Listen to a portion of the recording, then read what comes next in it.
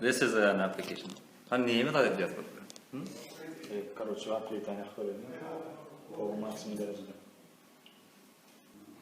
Dereceleri IoT'da çıkan yolları.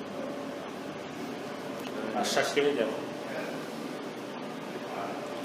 Это Siemens компания, да, получается.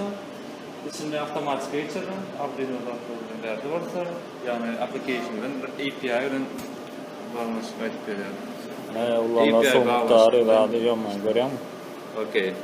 Elektroplitanı Siemens Ha, bu taraf değil esasen. 26.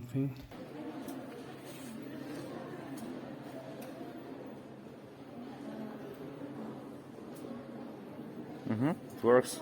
Electric thing. It could be work like this.